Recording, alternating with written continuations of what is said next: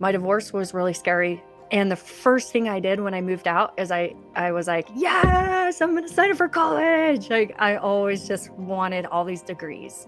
And I knew Oh. I wanted to do something in health and fitness, like health and Mhm. nutrition, but I didn't know what. And I was like, I'm just gonna start. So college really saved me.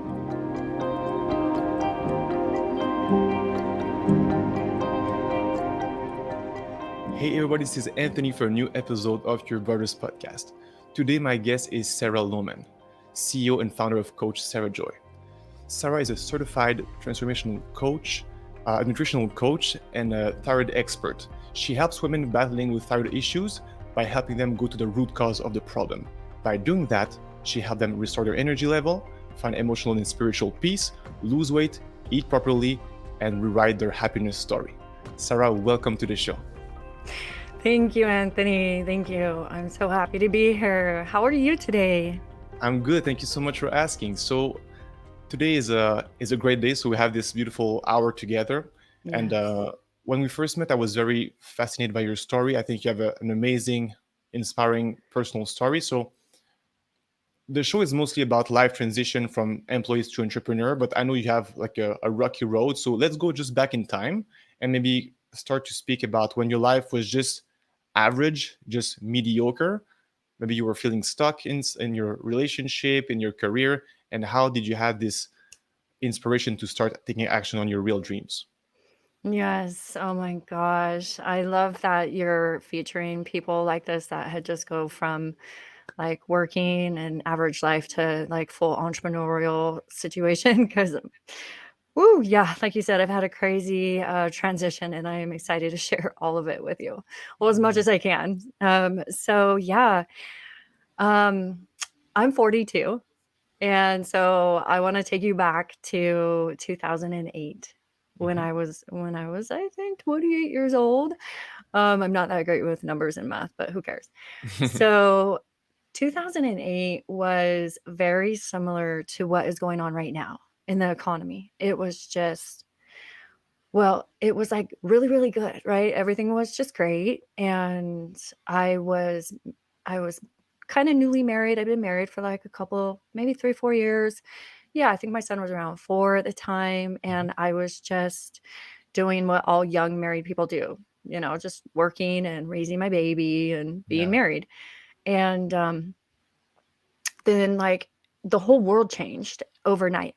It's like I woke up and my husband, who was the highest paid technician at his job at the time, he was just fired. And all of a sudden, like, all the men in my whole neighborhood were just fired. And I at the time, I lived in a very, like, blue-collar community, and all the men worked in construction. So Mm-hmm. that was, like, the big thing that happened in 2008 was, like, the housing crash, Yeah. like, new home building crash. And so, it was like all of a sudden, there was just all these guys just hanging out, drinking beer all day long on my Mm, driveway. And really? I was working as a receiving manager for like a big retail company. And they forced all of us from like 40 hours a week to 25 hours a week, took away our benefits, our vacation, 401k, everything, and still said, okay, you're expected to do like your job still and half the time Mm-hmm. with half the benefits. It was really a hard time. I mean, just from that aspect, right? Yeah.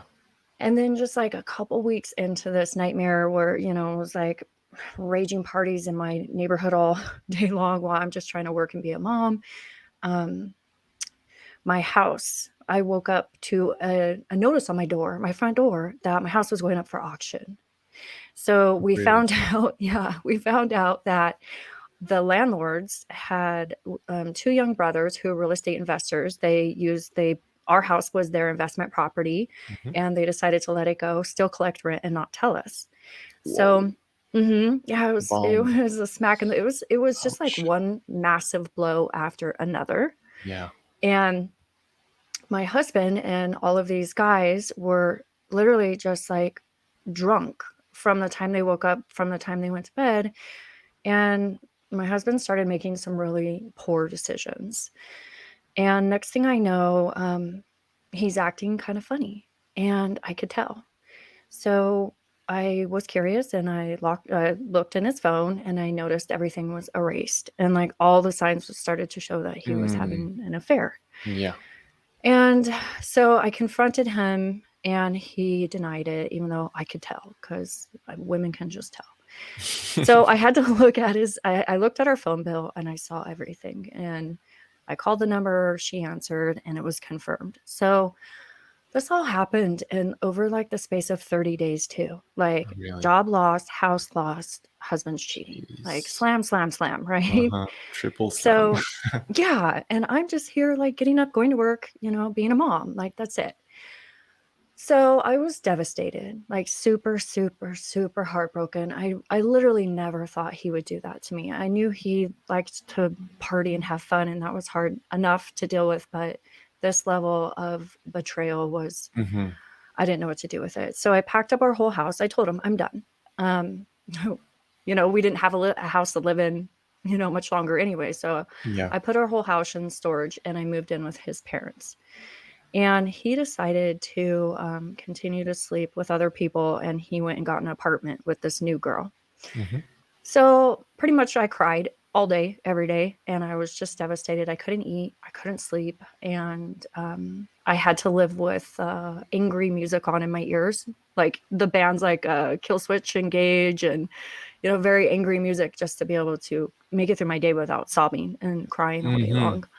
And so after about 3 months of him, no, maybe 6 months of him literally living with another woman, and he was still trying to, like, act like he wanted to work things out with me, and I was like, "Dude, Yeah. yeah," That's not gonna work with me. Yeah, so, I told my mom, she flew in for my birthday, and the girl he moved in with had the same birthday as me, which is like another smack in the face. I was like, I need to file for divorce. I was like, I'm done. I'm not doing this. And my mom was like, are you sure you want to do that to your son? Like, could you imagine your son going over to his environment and like what he's going to be exposed to and around, and you have no control over that? And it like kind of like really scared the crap out of me to think about all of this. So it was a really like horrible feeling in my heart. The idea of like trying to work it out with him and get back together with him. Hmm. But I think a lot of moms have gone through this where it's like, I felt obligated to doing this to save my child, or Yeah. like protect my child. Yeah. So I'd already started sustaining a lot of hair loss during this time. My hair was falling out in like clumps, and Mm. I'm 5'9", and I'm just genetically thin. My family is. Yeah. So I lost 35 pounds because I couldn't eat. And I was like, just a shell of a human. I Hmm. was like Hmm. 117 pounds when I was normally like, maybe 140. Yeah. And I just looked awful. I felt awful. And now it was like I had to go against everything in my soul and actually try to like win him back. And it felt awful and it felt really sleazy. And there was just a lot of really terrible things that I had to endure and a lot of very traumatic things I had to endure through this process. But in the long run, after he manipulated $2,000 toolbox out of me, he moved back in, and taking him back was kind of like the first blow. Now Mhm. looking back to my spiritual health, Yeah. and so it was about 6 months after he moved back in, and I just tried to literally push everything aside, ignore it, and move forward. I started getting mystery symptoms. I was getting like these pains in my arms, pains in my kneecaps, like all this weird pain. And that started for a little while, for like a week or two. And then it went into like this fatigue I'd never felt before. And I honestly thought it was my job. And I was like, Hmm. so I had no benefits. Remember, they took them away from us. Yeah. So my friend was the manager. We were both managers. And I was like, I think I need a workman's comp this to the urgent care and like see what's up. Because it was really, really painful. And so I go to the urgent care and I'm telling the doctor, and he's like, let's check your thyroid. And I was like, what? Like, what is this guy talking about?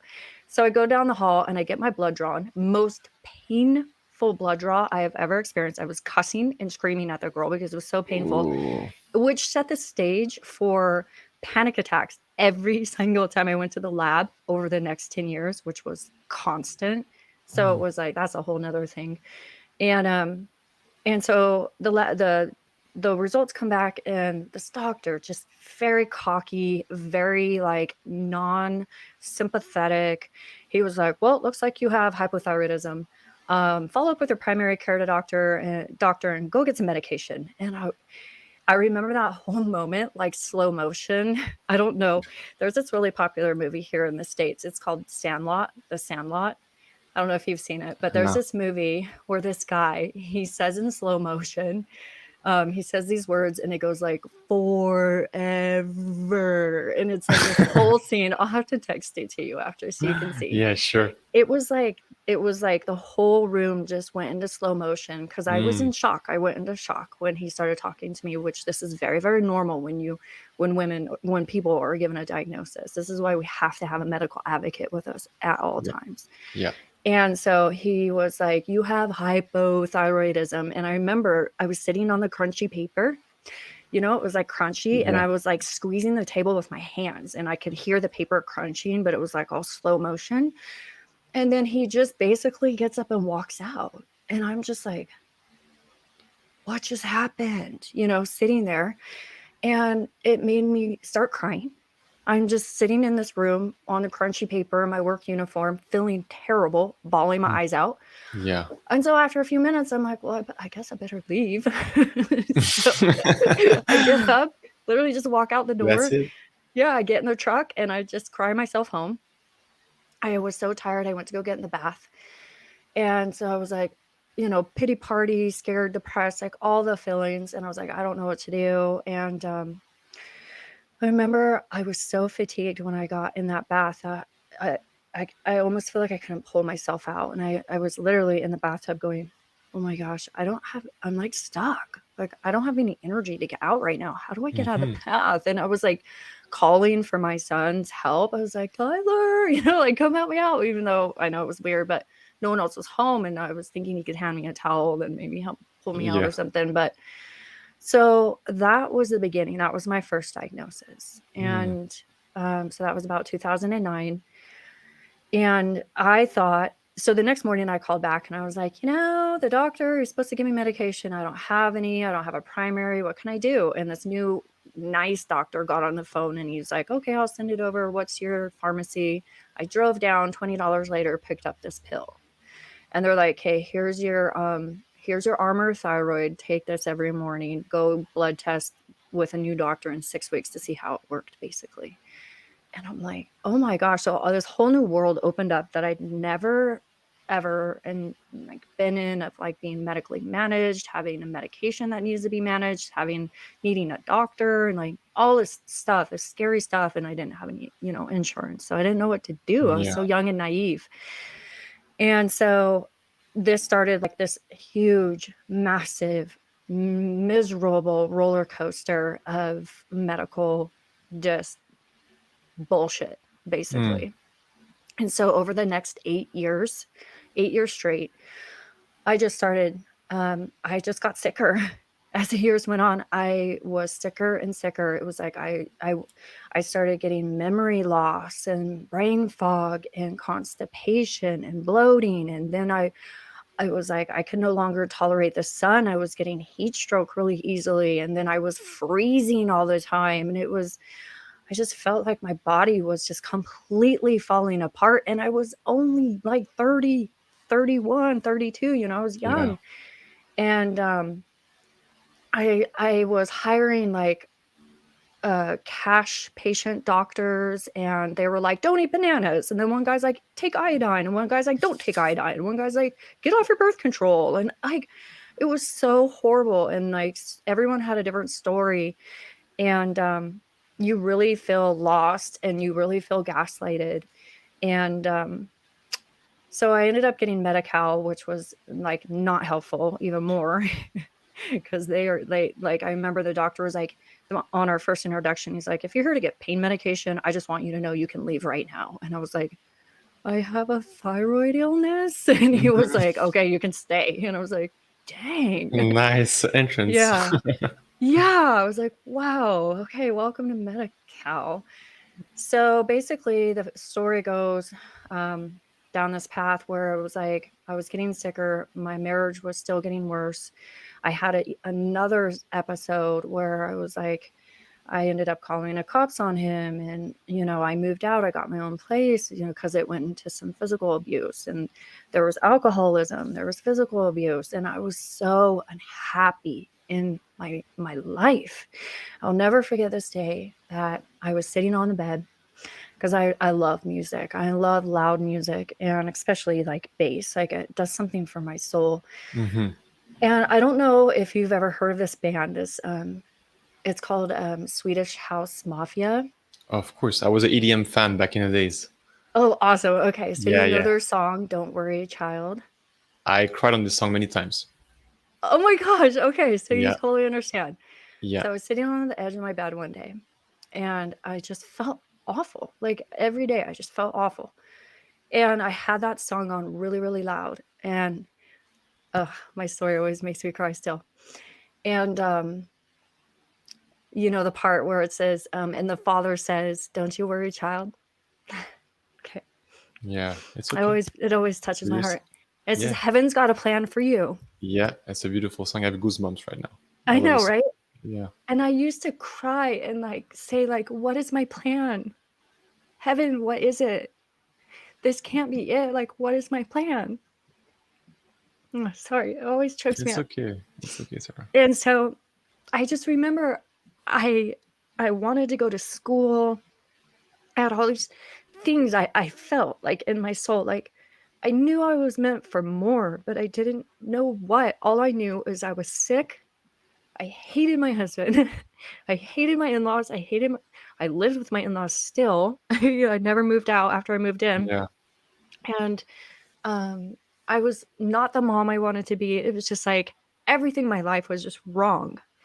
And so in 2015, I'd gotten to like the breaking point of my illness where it was like my anxiety and my fatigue were like at the height, to the point where, like, when I would go to work, I would have anxiety attacks and I couldn't even talk to customers. I literally couldn't Hmm. even do my job.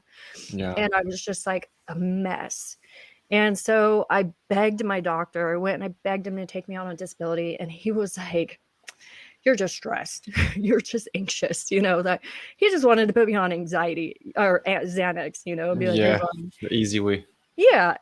And this is just so you know, for women that are sick with thyroid illness, this is the number one way we get gaslighted. Like, Uh huh. oh, you're just this. I go see a therapist. And I'm like, so he was like, I'll consider taking you out on disability, but you need to go see a therapist. And I'm like, fine. I was angry because I was too weak to even turn the steering wheel. I had to have someone drive me. And it was hard for me to even walk for the car to the doctor's office because I was so weak. So I'm sitting in this lady's office, like, angry. I'm there because I thought it was stupid. And next thing I know, she wants to talk about my marriage. And I'm like, I am not talking about that with you. I'm not, because I know what shrinks will do to you if you start opening up the truth about like a Yeah. dysfunctional marriage. And I was like, no, it's none of your business, and that's not why I'm here. She wouldn't let up. She would not let up. And she's like, "Tell me about your husband. Tell me about your marriage." And I was like, ugh. So I started like giving her little pieces, and she was picking up on all of it. And I didn't want her to. I didn't want to talk about it. And I remember in this moment with her when she was, un, dragging the truth out of me of how unhappy I was. I said to her, like a sarcastic comment, like, "I'm just waiting for my man, for my knight on a white horse, to Yeah. come in and rescue me." And she's like, "Honey, that doesn't exist." And she mocked me. And I was like, "Why not?" And she was like, "No." And so it was like I got through this whole session, and she like approved my disability because I was able to convey to her, like, I'm just temporarily sick. This is what's Hmm. going on. I may be temporarily depressed because this is what's going on, but Yeah. this is not who I am as a person. Hmm. And so my disability got approved, and I took every dime that the state gave me and I put it to a functional medicine doctor.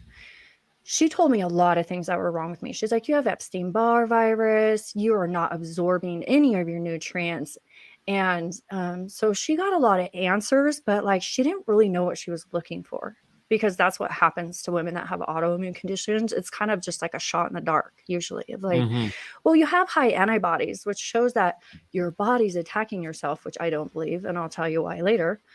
And so she was cool, but like she still didn't like really move the needle of getting me better. It was like she was giving me vitamin pushes and B12 shots, and she started asking me, "How's your marriage?" And she was like a kinder and gentler woman, and I was paying her to work with her. So I actually opened up a little bit to her. I'll Mm-hmm. never forget, she says to me, I don't know why I was so shocked. She says to me, as she's like literally pushing vitamins in my arms, like with a needle, she's like, "Honey, I'm going to get you better so you can leave him." And I remember I was like, whoa, That's a what? big statement. Yeah. I know. And I was taken back, and I was like, leave him? Because I wasn't ready to leave him. And I remember thinking, well, my plan was to leave him when my son was 18. I was just going to suffer till I was 18. Mm-hmm. And after all of that didn't work, this one day I was like rock bottom. So I called this guy from my church, and I was like, "Sean, I really need your help." And he was like, "What's up?" And he was an acupuncture school, Mm-hmm. studying Chinese medicine.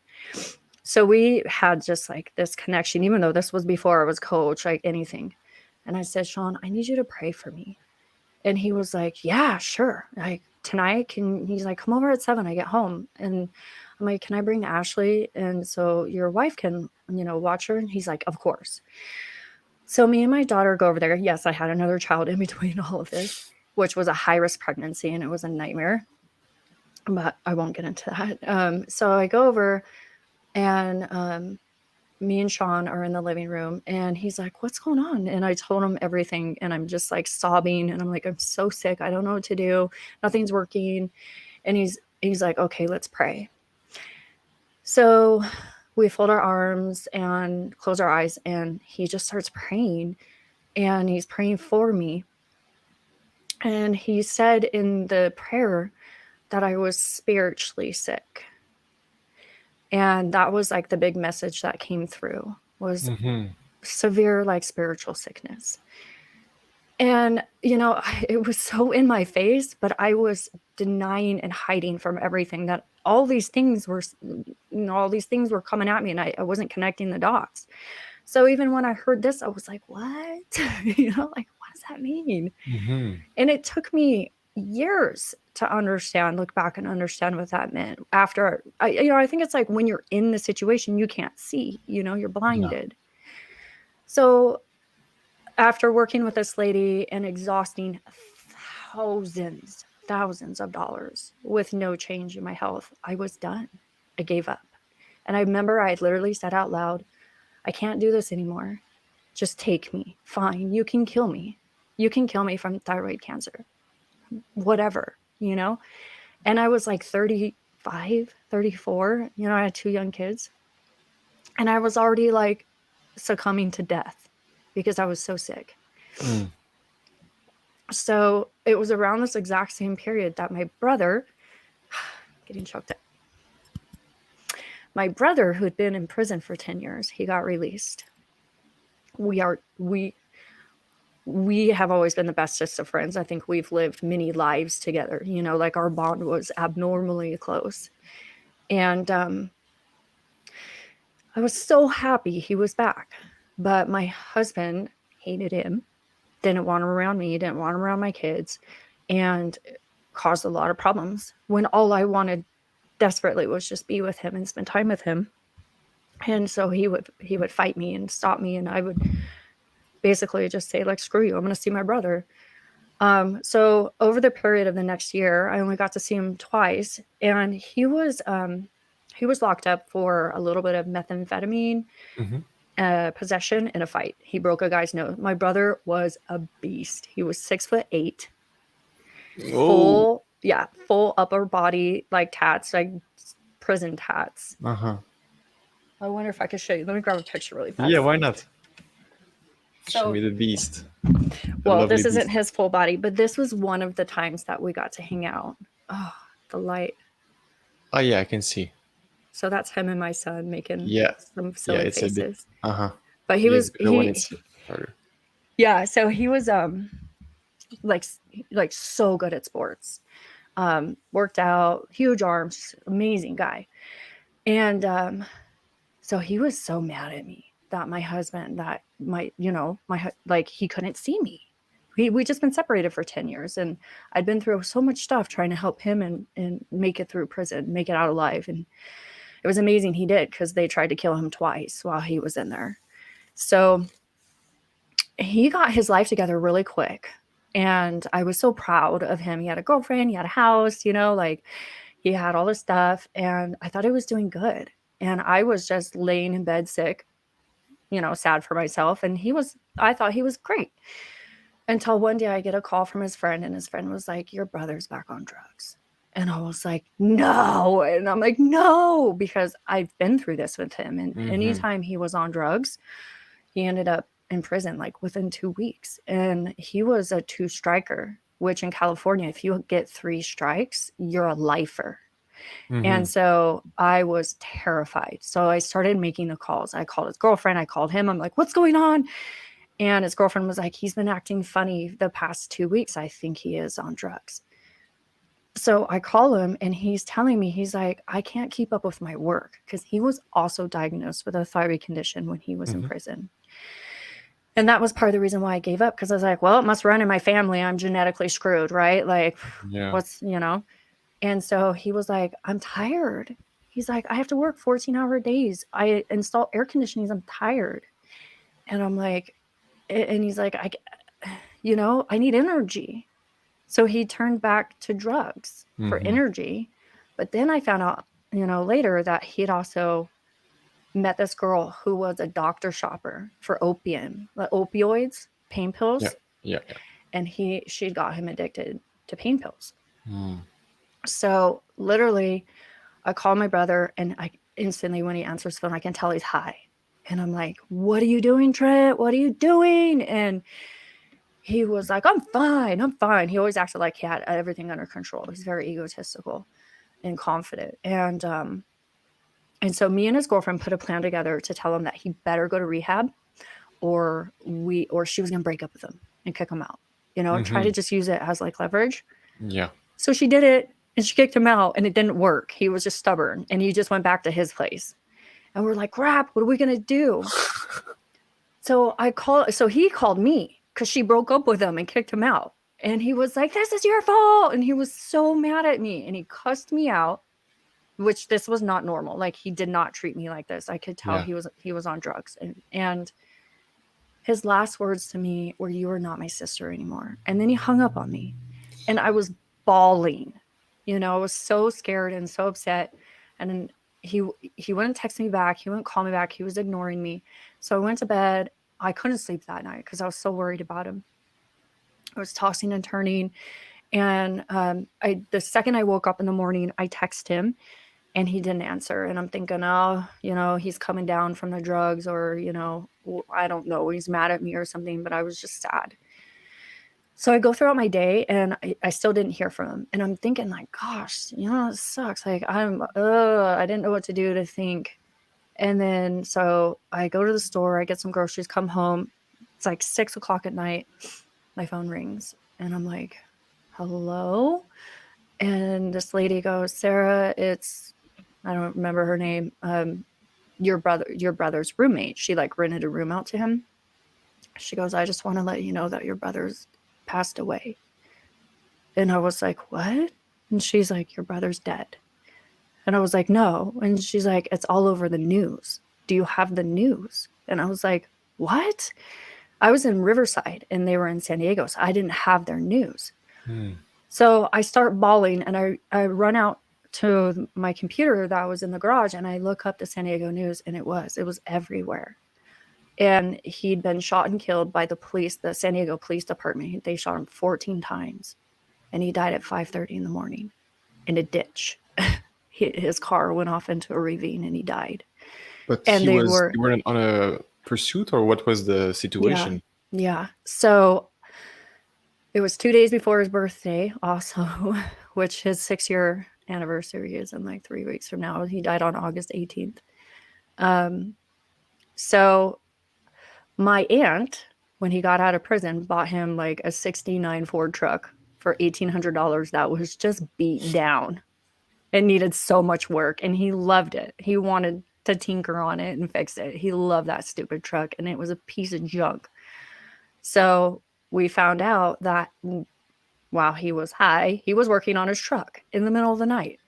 And my husband at the time was a mechanic. So when we went to his house the next day to start packing up his belongings, he caught his truck on fire.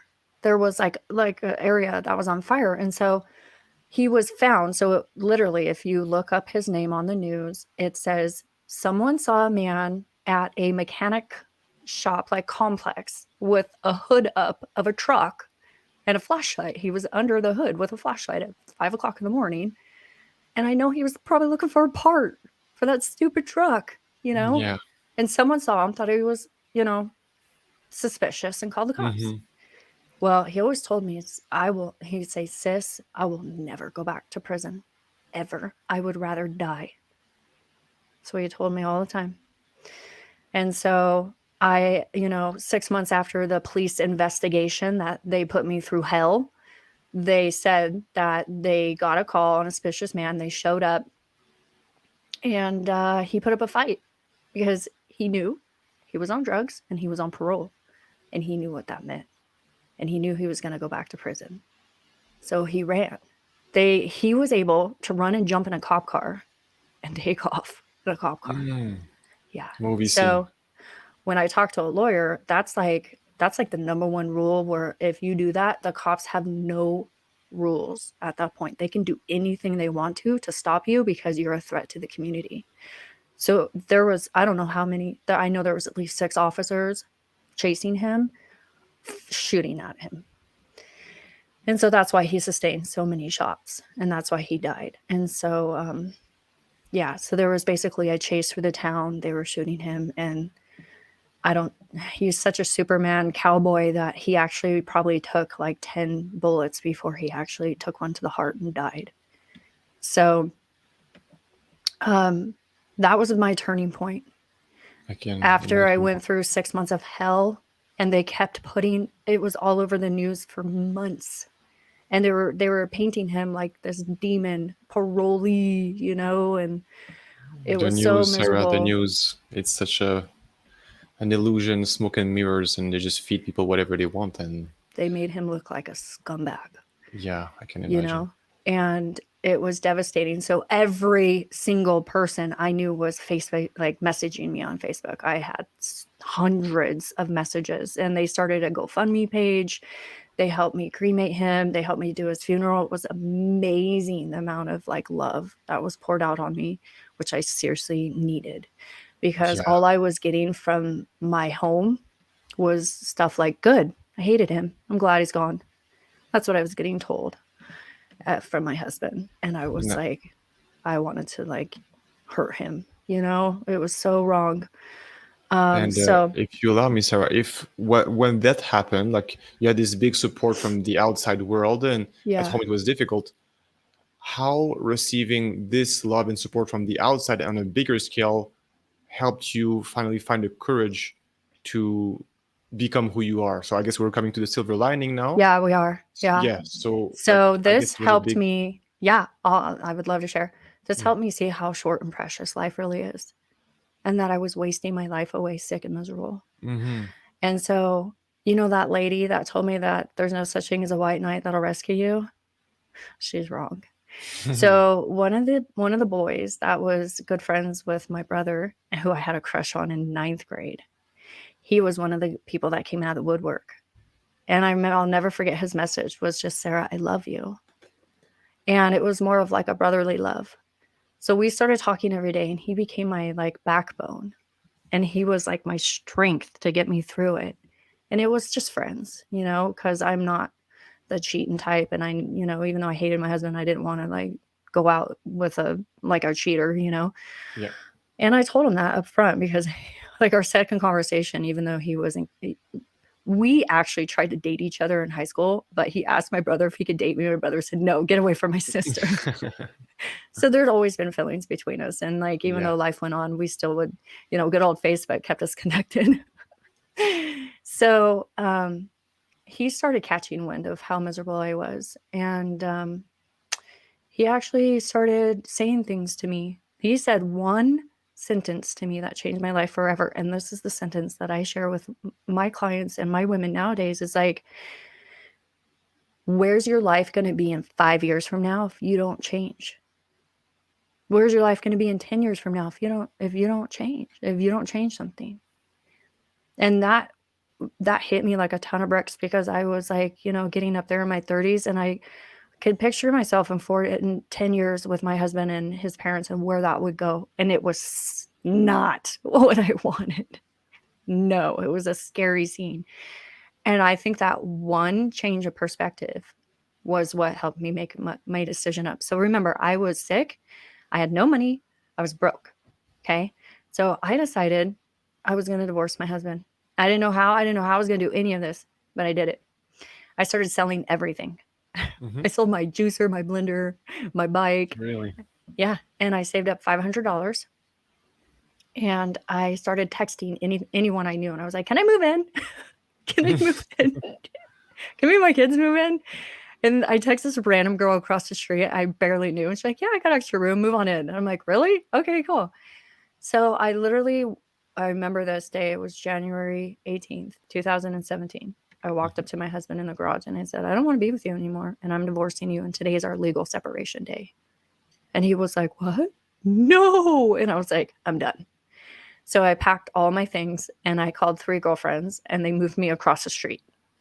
It was so weird. The comedy and the tragedy together. Like Yeah, right? I moved yeah. across the street. So now that I was separated, I felt like it was appropriate timing to be able to start, like exploring my friend. And so we started just dating. And my divorce was really scary. And I knew I was so excited. And the first thing I did when I moved out is I was like, yes, I'm going to sign up for college. Like I always just wanted all these degrees. And I knew Ah. I wanted to do something in health and fitness, like health and Mhm. nutrition, but I didn't know what. And I was like, I'm just going to start. So college really saved me. And I was surrounded by all these incredible social workers that were so sweet. And they're like, you need daycare? We'll help you. You need food? We'll help you. Like, you need books? What do you need, Sarah? Like, it was so Little angels amazing. around you. Yeah. I was terrified and I was like excited and terrified all at the same time. And so I went through 6 months of being homeless. Basically, I was couch surfing because I only stayed Mhm. there for a month and she kicked me out to sell her house and I didn't know what to do. And so it got to this really scary point where I couldn't find anywhere to go. I was trying to find all these single mom programs and it was like bleak. So the boy I was dating was like, well, you can move in with me and my kids. And I knew it was a little too soon, but it was either that or be homeless, Yeah. And so I honestly really did see him as the white knight that came in and rescued me at the Hmm. time that I really truly needed it. And I remember I wish I could have gone back to that lady and been like, I told you. They're real. Yeah. And he really did save me at like that moment where I needed to be saved. Yeah. And it was interesting because he always shared with me that he didn't know why, but he felt some sort of a divine push to fill that void in my life that he knew I was going to feel from losing my brother because he Mm. understood the bond between us. And he actually looks really similar to my brother, similar stature and everything. Interesting. And it was very comforting to have him. Like he knew he needed to comfort me, and it really was. And he was so supportive and sweet. Oh my gosh, he did anything and everything for me and literally like saved me. So after a couple of years of being in regular school, I couldn't find my avenue. And so I looked all over the whole nation with my counselor at what I was going to do and graduate. And, even though my degree was in health and fitness, it was like, well, what am I going to do? What So was one day I'm missing like, in this health and fitness? What was too like general with you? Like you were searching for something more specific, and it was too broad. This health and fitness for you. yeah, well, I didn't want to be a registered dietitian because they teach you all of the government based education. And Boring. I mean, well, women with thyroid illness or autoimmune, it just doesn't go. It doesn't Like, work. you can't eat gluten, you can't eat dairy, Yeah. and they're trying to teach you on the old school like food pyramid that we all learned in like first grade. Elementary school, yeah. It doesn't work for No. women that have thyroid illness. And so I'm like, well, that's not it. And there's a lack in the mainstream colleges for like a good nutrition program, or like, so I found I was listening to my favorite podcast is called The Model Health Show with Sean Stevenson. And I was listening to his guest one day, Cynthia Pasquale Garcia. She told her phenomenal story and how she became a coach. And then she started a school called the Institute for Transformational Nutrition. And it was literally like full chills, angels, like clouds open, angels singing. Yeah. I found my path. Yeah. And so she was talking about her CTNC program and that it was accredited. And I was like, oh. So I called my counselor and I was like, this is what I'm doing. It's accredited. Add it to my plan. So she was delighted. We were both delighted. I signed up. So I was in 2 schools at the same time. I had 50 hours a week. I was honor roll student. I loved it. And this is when I found this program, I was like, I'm going to be a thyroid coach. So during all of this, I had so many symptoms, 25 symptoms. I couldn't eat. I was always stuck on the toilet. It was embarrassing, humiliating. Yeah. It was terrible. And my quality of life was still pretty bad, even though energetically I'd been so freed, from all that. I was very much happier in every way of my life except my physical symptoms. So I started guinea pigging myself, test after test after test. And I started putting the pieces together of like, why is this happening? Why is this happening? And I dabbled with a couple more doctors, but I was so just sick of doctors at this point that I was like, ugh, like, screw you guys and your cost. You never do anything for me. Like, I'm going to fix myself. Yeah. And so I did. I started figuring out all the pieces of why I was sick. And I started putting them together and was like, every test I got back, I would sob with happiness because I was like, it makes so much sense, and then I would like experiment with herbs and minerals and fresh juices and smoothies and my foods. And I was doing all this playing, trying to like see what made me feel better. And one by one, it was like all my symptoms started going away. Beautiful. And then one day I remember I woke up and I was like, I just feel good. Like, I feel normal. I'm like, my stomach doesn't hurt. I feel good. Yeah, right. I knew that I could. Right. Yeah. And I was like, oh my gosh, this is it. I was like, this is it. I have to teach other women why they're really sick. Because what we're being told by the doctors isn't true. And we are fed so many lies that it's our fault. It's our hormones' fault. We're defective. Our genes are faulty. All these blame tactics on us. And they beat us down. They steal our hope. And they make us feel like we're never going to be able to get better. And we're just stuck on all these crappy medications for the rest of our life. With more side but effects. It's not true. Yeah. So that's how I became a certified transformational nutrition coach. And I launched my company, Coach Sarah Joy, a week after lockdown. So back in 2020. It was terrifying. I remember sitting on the couch and I was like, well, there goes my career. I was only a weekend. There you go. Yeah, I was like, dang it. I tried. No, I'm kidding. And then Cynthia, the owner of my school, came out and she gave the most incredible pep talk I'll never forget. And she's like, "Coaches, we need you more than ever. We're in a freaking health crisis. A Like, general rise came. up." Yeah. And I Yeah. was like, "Oh." So, yeah, I got all my fire back in me. And I've gone crazy. I've hit it hard because I have so much experience and passion and drive and education and knowledge and answers Mm-hmm. that don't exist. And people don't know these things.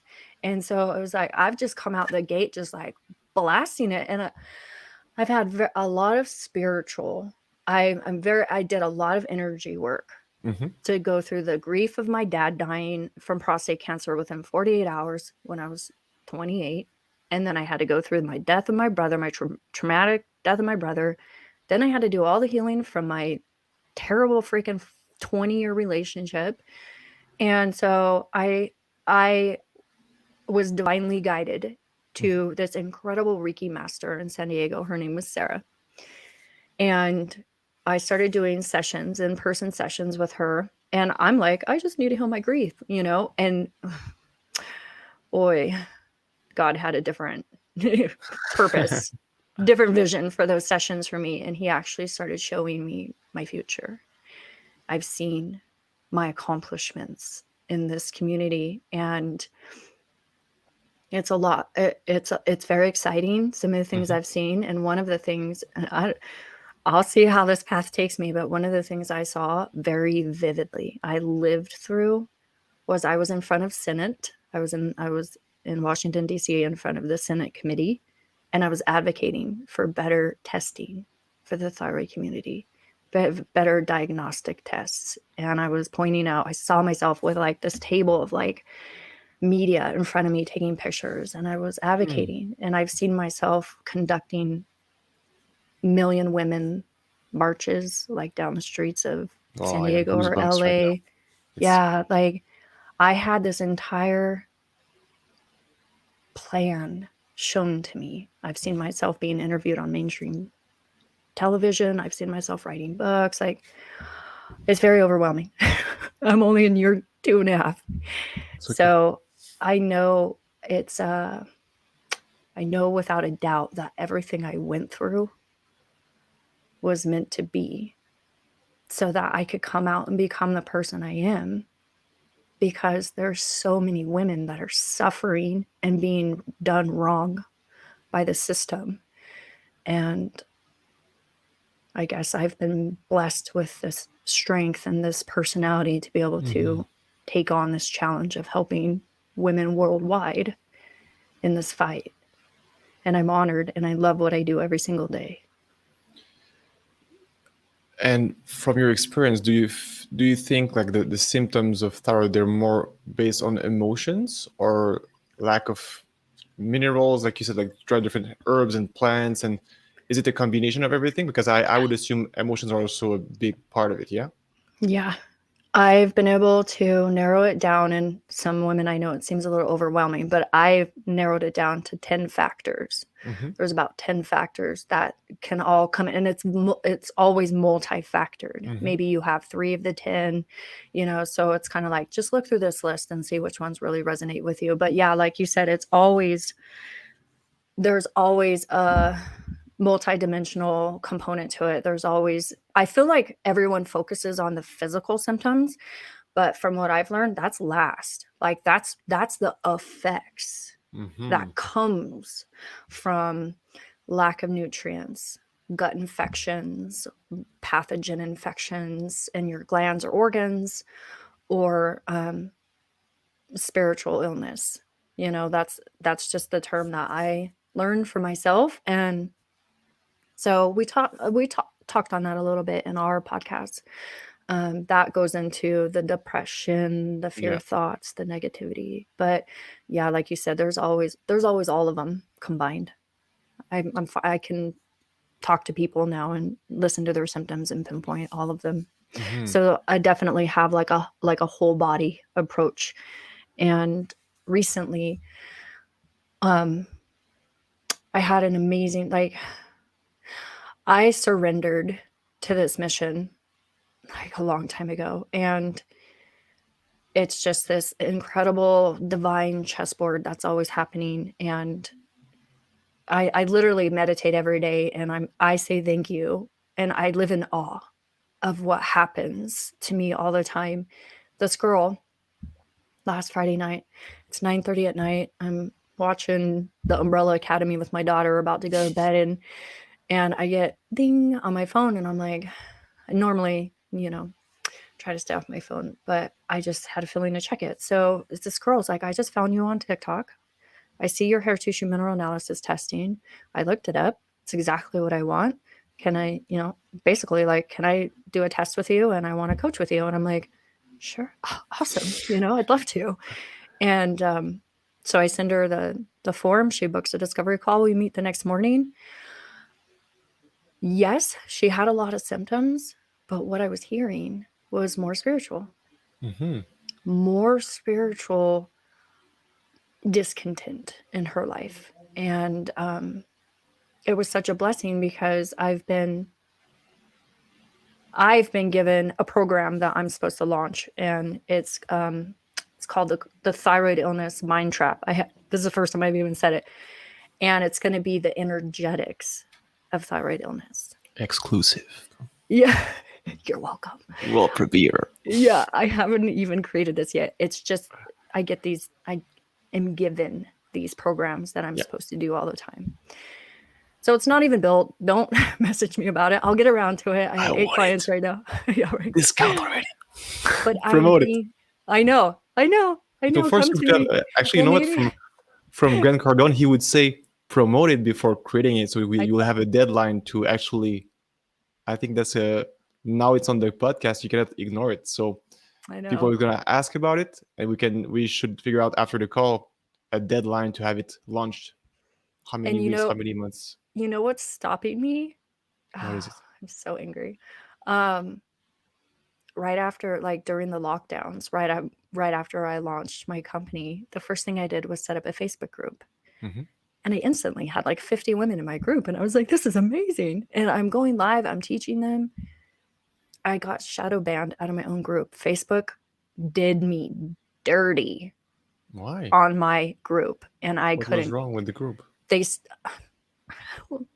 I don't know. I was teaching people about herbs and alternative healing. Yeah. It was like, that was the thing you heard all the time, where doctors are being censored and everyone's being censored. I got censored. And my account has been flagged. I can't, like, that group is still done. Like, they do not allow what activity. What did you learn from that then?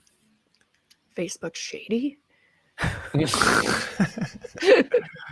So I would love a new Facebook group, but I have this fear that I'm flagged. And I am scared to put all this work and effort into it and then have that happen again, because it was heartbreaking. And I lost all those women. Find some. Facebook is not the only way. I'm sure how people were making business before Facebook. I thought about Telegram because it is like encrypted. Yeah. But it's just not as fun. I thought about the Mighty Networks, which is, I could do that. So right now for me as a solopreneur, because everything, I have so many clients and I'm so focused on my clients that all these, other things I desire to do are hard to get to. Mm-hmm. So that's why I haven't launched it yet. But I know, I know the angels are like, Sarah, you need to teach everyone to meditate and to really get their thoughts under control, because that's really causing a lot of illness right now, like extra illness with the stress of the world and everything. So yeah. And when people have a hard time being grateful for their life, how can you start to have just little moments of appreciation when you're not used to, like, for example, you had so much drama, trauma, and bad stuff. In such moments, how can you just come back to the center in the middle and the present and start to see little miracles around you? Because that's something I practice for myself every day. Like, if there's a hard time, just what are the hidden blessings behind that? And it took me years to be good at it, but now I think it's getting faster and faster. So I'm a big fan, like use gratitude journal and meditation and all that stuff. Mm-hmm. It's very important for me every day. Yeah. And I was taking a walk earlier today, and I was in my neighborhood and I realized how I was judging my neighborhood as being boring or polluted or traffic.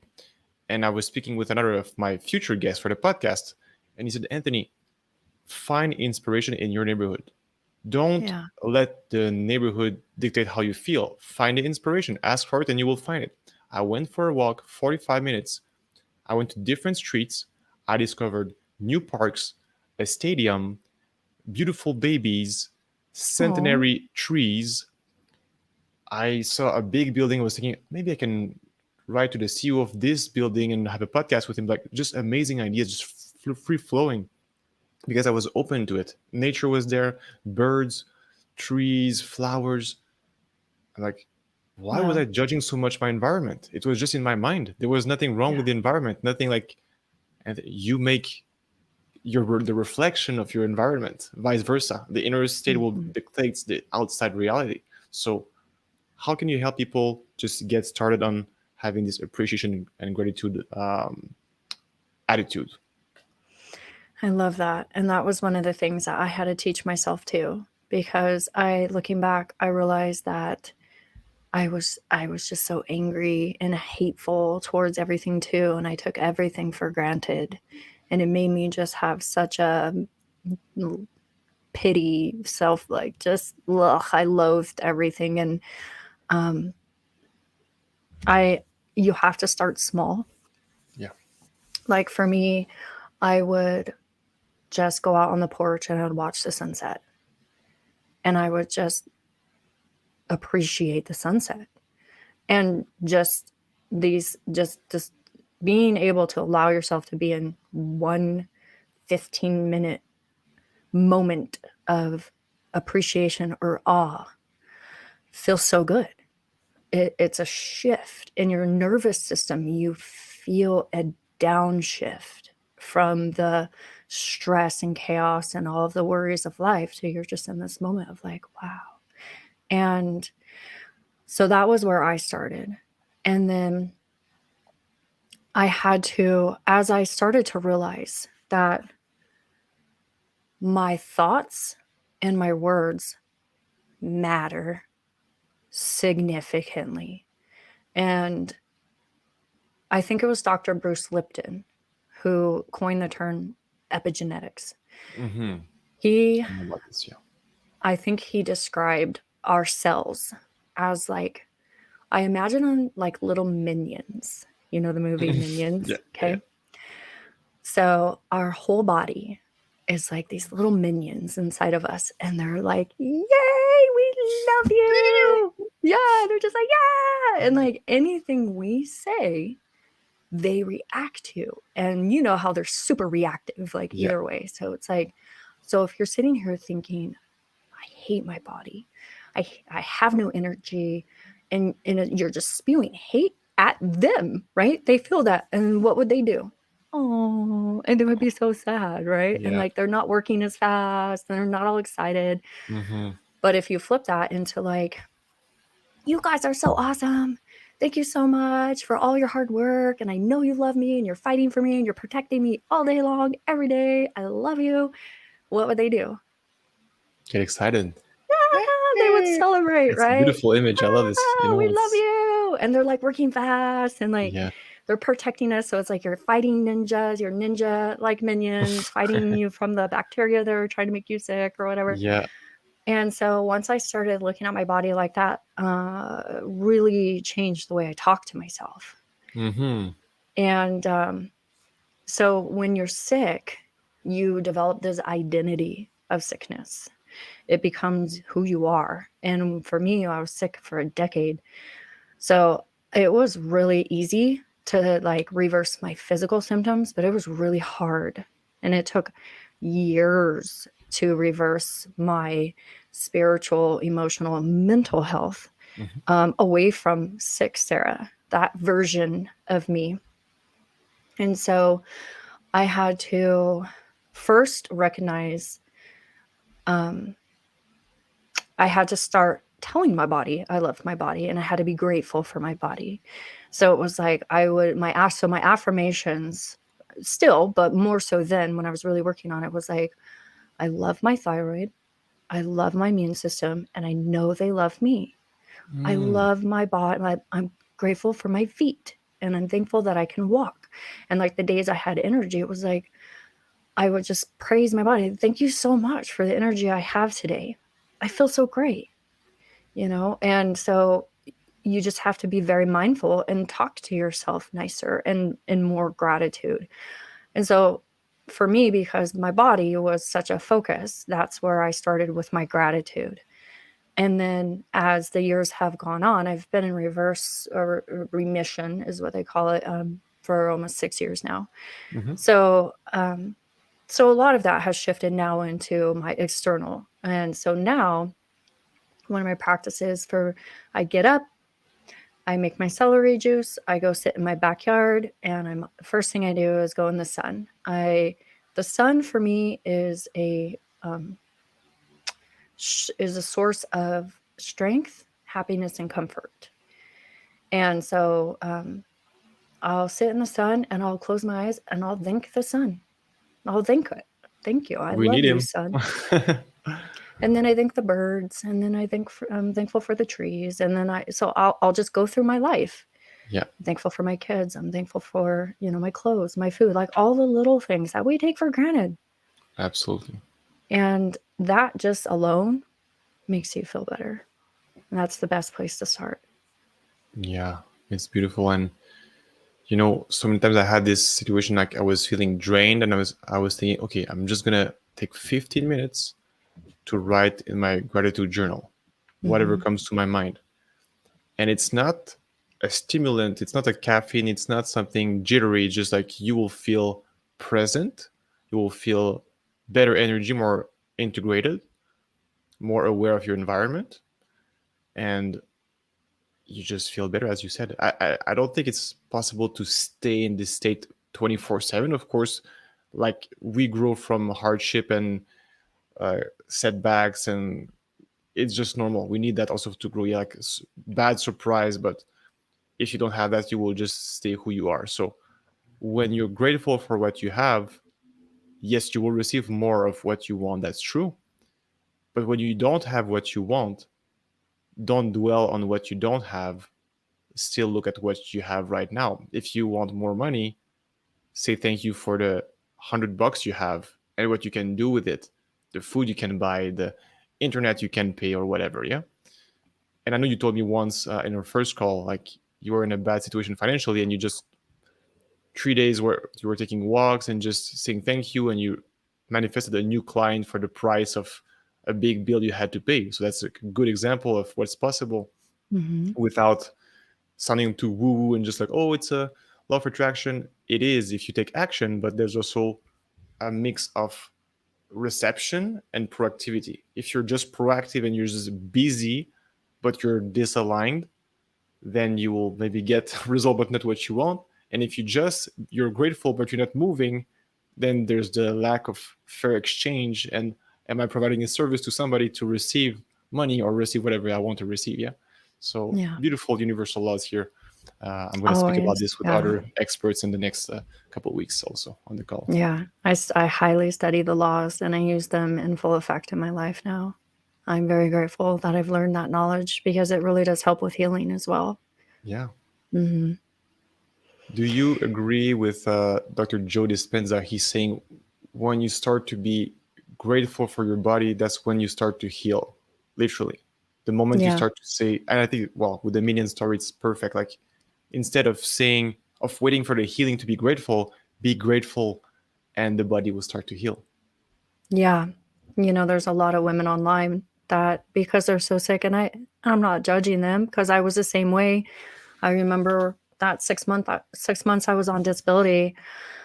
I would lay in bed having panic attacks. I was alone having panic attacks, no reason to, and I would just cry and I would thrash around in my bed, and I was so unhappy, and I just desperately wanted someone to talk to, anyone that could relate to what I was going through. I felt like I was just all alone, and I just hated myself, and I would say, "Hate you, thyroid," and Hmm. I decided I'm gonna make a blog, and literally this is like a week before I found out my brother was dead.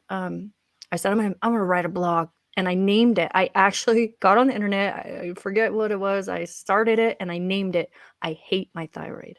Oh my God. Hmm. Vibration. Yeah. Yeah. And so one of the things, I haven't posted one in a while now, but one of the things I started doing when I started my company was just making gifts that said, I love my thyroid, and posting them, because it's so opposite of what everyone says, you know? Mm-hmm. And yeah, so there's this just general disdain for and hatred towards that gland. And what people don't understand is it's a part of the endocrine system. That system that your thyroid is a part of is the main system that makes women work. Yeah. It goes into your production, your Yeah. productive, Uh-huh. reproductive system, fertility, um, your adrenals, like everything.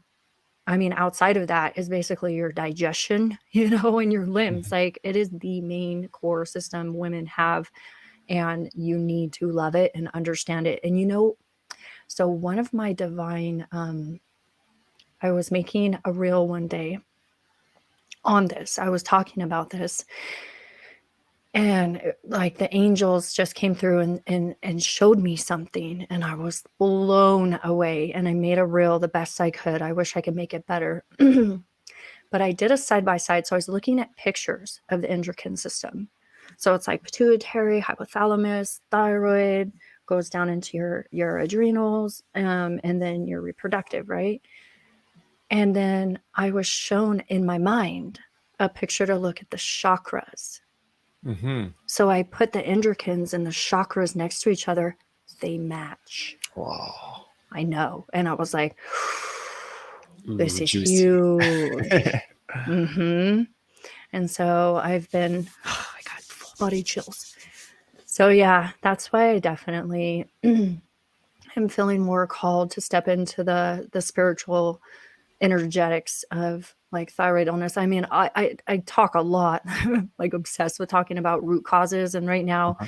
um, right now I'm helping women with my gut test and my hair tissue mineral analysis.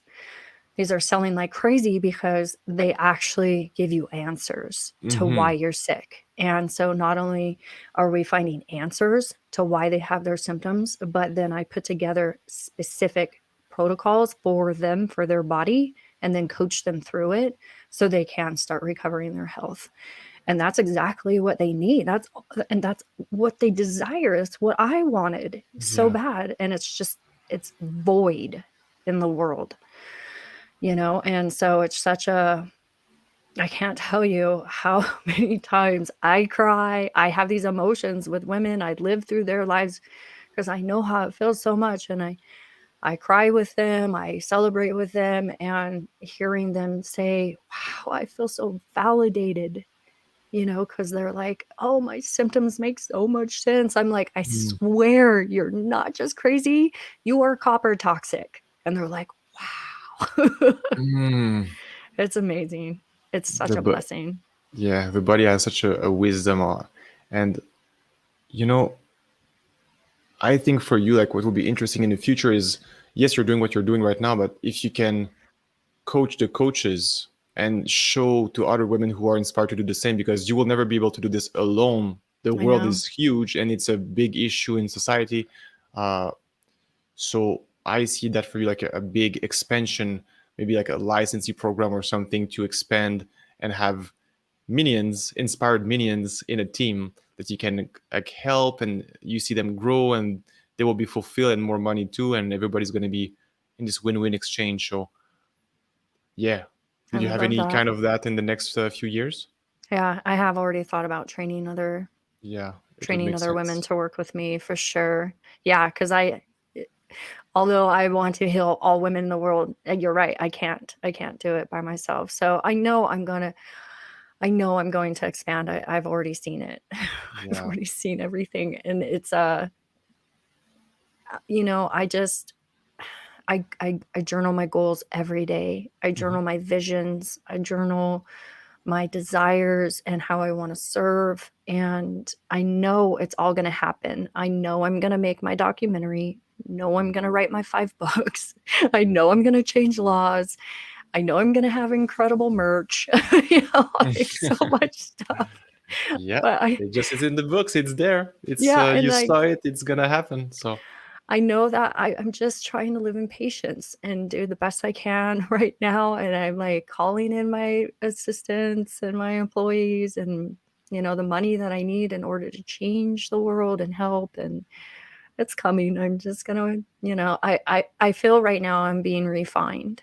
I yeah. feel right now I just went through a massive life transformation. I left my boyfriend that I was with for 5.5 years, and Hmm. I moved from San Diego. Oh, I miss it. I moved from San Diego to Utah, and I felt called to move into my mom's because it was like this whole tear down of my life was happening. I literally just walked away from everyone and everything, and I've been being rebuilt, and I know I'm being rebuilt into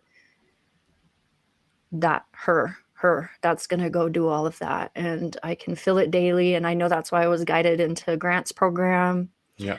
I work with a spiritual coach. It's like I'm meeting new people like you every day who are more aligned with me and my Mhm. mission, and it's just all happening baby steps. Oh, thank you for being here. It's really a pleasure to have you. It's already our third talk together, and always like so captivating to just spend this time and educate people. It's really a blessing. So we're about to finish, Sarah. I would like to ask you one last question before we go. Yeah. So this is my last question for everybody on the show. If you see yourself 5 years from now, 2027, and people will look back at your episode and listen to it, what you want them to remember from your appearance on the show? Like, what is your essence, your wisdom, that maybe a short sentence or a short thing that will explain what you have to give, and that if people just close this episode, they say, that just made my day, thank you so much, and they can go and live their life in a beautiful, inspired way. It's a big, I know I should have No told you pressure. before. Yeah, just like the bar is here, and like I should have told you before, because I usually speak with my other guests on the prep call, but I forgot to tell you. I'm sorry. So just It's listen to your heart and speak, and it will be the last question for today. Oh, Anthony, you're so cute. Um, you know, my message is always going to be the same forever. It's you can heal. You are not sick forever, and you can heal. It is not something you can do overnight. It takes time, it takes diligence, but it is possible. And I don't want anyone feeling like they're just doomed and screwed and they have to live and get used to this life of daily agony and symptoms, and they feel forced to make that their new normal because the medical systems don't have the answers for them. um, there's always an underlying reason why you're sick. There's always physiological reasons, um, but beyond that, there's always something that your illness or your symptoms are trying to teach you. Mm-hmm. There's a silver lining to everything, and there's a lesson that you need to learn. And you might not be ready now to look around and step outside of your situation and learn that lesson, but just know it's there, and at some point it's going to come to you. So whether it's that you're in a bad relationship and you need to leave, or you're in a bad job environment you need to leave, or there's some sort of a change that's calling for you to up level yourself so that you can find your gratitude and your happiness and your appreciation and your love for yourself again. So Yeah. did that live up to Yeah. Thank you so your much. expectation? And I would say again, thank you for your vulnerability on the beginning of the show, because I think the first part, your story, was very touching, and I guess people who like long episodes will be sucked into your story. I know I will make clips of all of that, but just people who like long show like me, they will just listen and say, she's been through this and Thank now you. she's like this.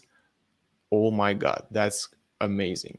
So Thank you, Anthony. where can people can find you online? How do we connect with you the best way if we want to know about your programs, about your coaching, about your tests? And yeah. Yeah, of And your show course. also, your podcast too. Yeah. Yes. So I have a podcast called Thursday Thyroid Talks. It's on Spotify, Apple, all platforms. Like I film it live on Instagram, my Instagram page, so you can watch it live there. I also put it on my YouTube page. I have my YouTube page as well, very informative, educational videos on there. And it's just simply Coach Sarah Joy. But I mainly live on Instagram. Mhm. I always do my stories, and that's my home. But sometimes I branch out when I'm feeling brave and I go to TikTok. And but my website is coachsarahjoy.com. And I do have some freebies for your listeners. If you join my email, then I do have a PDF that you can get instant access to called 6 Things I Wish I Would Have Been Told After I Was Diagnosed with Hypothyroidism and Hashimoto's. And there's some good, juicy truth bombs in there for you guys. Mhm. And then after that, you will automatically get one video every day of my 5-day video series called For Greater Peace and Higher Energy. And it's like 10 to 15 minute video clips of like practical tools that you can use every day, some like breathing techniques and just little ideas to help you guys out to be able to feel better instantly. And then obviously once you're on my email list, you'll get information on my programs, and I send out all kinds of weird things. Like the other day I did like my 3 favorite things right now, told them about my eyeliner. Yeah, So why not? yeah, because I like to be transparent and just share all of me, Yeah, we're and gonna put all the links in the description for sure, so people can thank join, you. connect, like, do whatever they want, and Yeah. So right yeah. now I offer the vaginal biome test for anyone that's suffering with like yeast infections or bladder infections. Mhm. I have the gut restoration program. I have the hair tissue mineral analysis, and then I have my 6-month one-on-one coaching called Total Thyroid Transformation, where they have it's a very intense program, but you will be a different woman when you come out of Mm, it, I can imagine. which is what you would want. I would, Yeah, I would think. yes. So yeah, that's really fun, and I really pour so much into my clients. They're like my best friends. So Cool.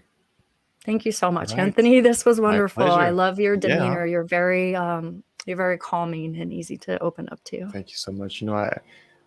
When I get my inspiration from Lewis Howes and Tom Bilyeu on YouTube, I think these guys are very present with their guests and they don't interrupt. Joe Rogan also is the same. I see those giants and I'm like, I want to be like them, but I know there's a part of me that is already like them. And just Mm. to speak and listen in a way that people will feel comfortable, understood, leave them speak, don't interrupt, and everything will be smooth. And thank you for your time, for your energy. Yeah. So on my side, guys, you can follow me on Facebook, Instagram, LinkedIn, Anthony Rivest, or Your Brothers Podcast on YouTube, Facebook, and Instagram too.